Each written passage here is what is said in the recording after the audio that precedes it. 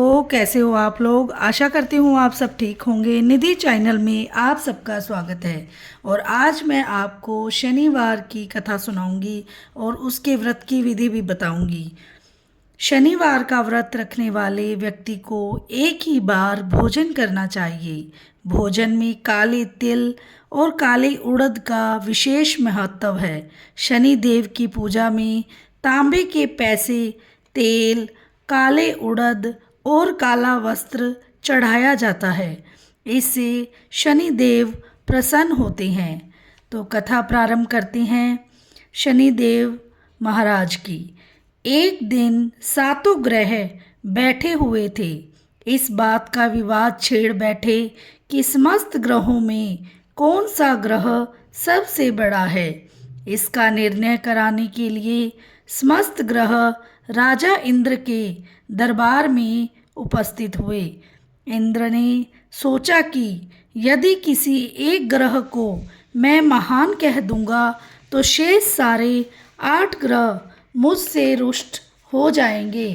इसीलिए वह हाथ जोड़कर कहने लगे, देवगण, मैं आप लोगों का निर्णय करने में असमर्थ हूँ। इसीलिए आप पृथ्वी पर राजा विक्रमादित्य के पास जाइए। वे बड़े न्यायप्रिय राजा हैं। देवताओं को इंद्र की बात जंच गई। वे सभी विक्रमादित्य के दरबार में उपस्थित हुए। उन दिनों विक्रमादित्य उज्जैन में राज्य कर रहे थे। समस्त देवता जब उनके दरबार में आए तो वे उनके स्वागत में सादर उठ खड़े हुए और उनसे दर्शन देने का प्रयोजन पूछा। यह जानकर कि मुझे इनमें से किसी एक को बड़ा और किसी एक को सबसे छोटा बताना है। राजा बड़े धर्म संकट में पड़ गए, मगर वह कर्तव्यनिष्ठ राजा थे। इसीलिए उन्होंने न्याय करने का निश्चय किया। दूरदर्शी विक्रमादित्य किसी एक देवता को अपने मुंह से छोटा या बड़ा कहना नहीं चाहते थे। इसीलिए उसने प्रत्येक ग्रह के आसन उसी की प्रिय धातु के बनवाकर इस क्रम में रख दिया कि सोने का आसन सबसे पहले आया और लोहे का सबसे बाद में। फिर उसने देवताओं से कहा कि वे अपने अपने आसन पर पधारें और आसनों के क्रम से ही ग्रहों में अपना पद जाने। आसन सोने, चांदी, किसी कांसे, पित्तल, शीशे, रांग, जस्ता, अभ्रंक और लौह के थे। लौह का आसन सबसे बाद में था। वह शनि का आसन था। शनि देव समझ गए कि विक्रमादित्य ने उन्हें सबसे छोटा कहा है। अतः वे क्रोधित होकर कहने लगे, राजन, तुम मेरे पराक्रम को नहीं जानते। सूर्य एक राशि पर 1 महीना 2.25 दिन, मंगल 1.5 मास, बृहस्पति 13 महीने, बुध और शुक्र केवल 1 मास और राहु तथा केतु उल्टे चलते हुए सिर्फ 18 मास तक राशि पर रहता है। परंतु मैं एक राशि पर 2.5 से 7.5 साल तक रहता हूँ। राम को 7.5 आई तो उन्हें राज्य के स्थान पर वनवास मिला। रावण पर आई तो उसके कुल का ही सत्यानाश हो गया।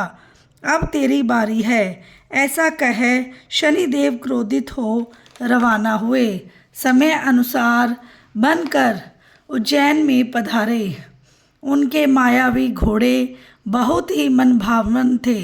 राजा ने घोड़े के सौदागर के आने का समाचार सुना तो अश्वपाल को उन्हें देखने और छांटने के लिए भेजा।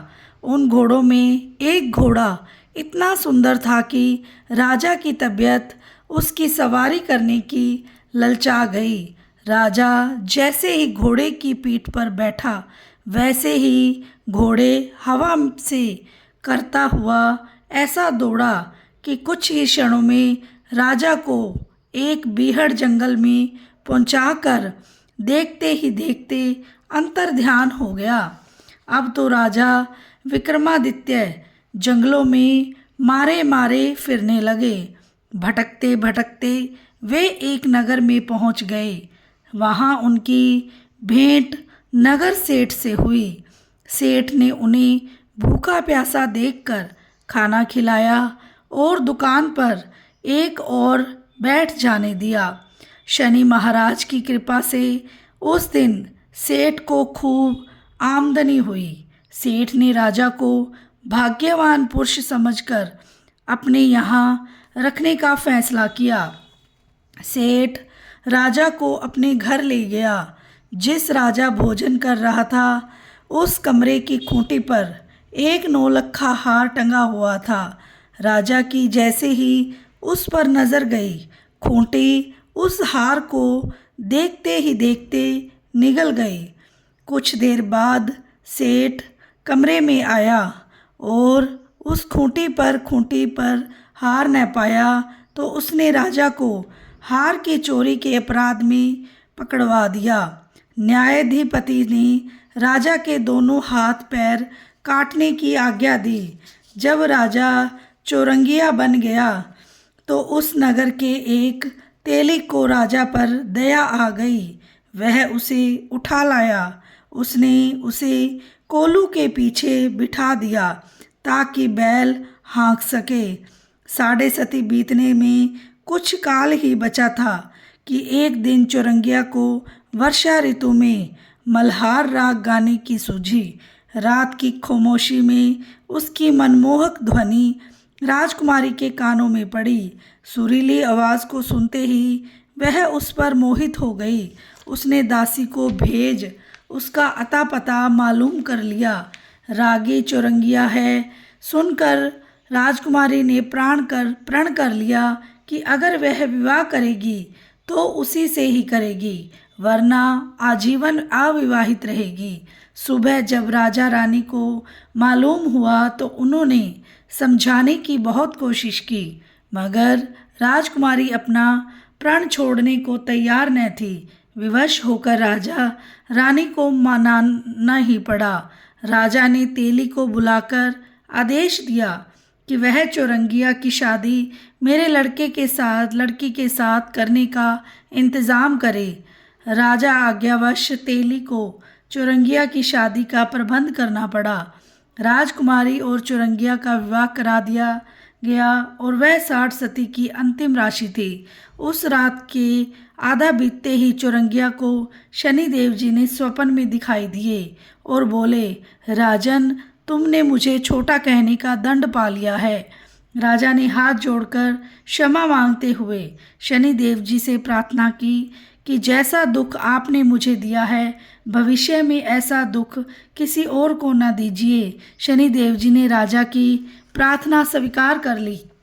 आँख खुलने पर चौरंगिया ने देखा कि उसके दोनों हाथ और पैर बिल्कुल ठीक हो गए। प्रातः उठने पर राजकुमार भी जब अपने पति का पूर्ण स्वस्थ शरीर देखा तो उसकी प्रसन्नता और खुशी की सीमा न रही। राजा भी यह जानकर बहुत खुश हुआ। होते होते यह समाचार नगर सेठ को भी मिला तो उसने विक्रमादित्य की सेवा में उपस्थित होकर क्षमा मांगी और उन्हें अत्यंत सम्मान के साथ अपने घर खाने पर लिया गया। राजा विक्रमादित्य जब खाना खा रहे थे तब लोगों ने आश्चर्य देखा कि खूंटी हार उगल रही थी। यह कौतुक देखकर नगर सेठ ऐसा अभिभूत हुआ कि उसने अपनी कन्या का विवाह भी राजा विक्रमादित्य के साथ अत्यंत धूमधाम से कर दिया। कुछ दिनों के पश्चात जब राजा विक्रमादित्य अपनी राजधानी में आए तो लोगों को बहुत प्रसन्नता हुई और उन्होंने राजा और दोनों रानियों का अति स्वागत किया। और पुनः राज्य प्राप्त कर लेने के बाद राजा ने राज्य में घोषणा करा दी कि सभी प्रजाजन प्रत्येक शनिवार को व्रत रखकर उनकी कथा व पूजन अवश्य करें। बोलो शनिदेव महाराज की जय हो। वीडियो को लाइक, चैनल को सब्सक्राइब करना ना भूलें। जो भी चैनल पे नए हैं बेल आइकन को ज़रूर प्रेस करें ताकि मेरी वीडियो की नोटिफिकेशन आपके पास सबसे पहले पहुंच जाए। और अच्छा लगे तो शेयर करें और मिलते हैं नेक्स्ट वीडियो में नेक्स्ट कथा के साथ। जय हो शनिदेव महाराज की जय।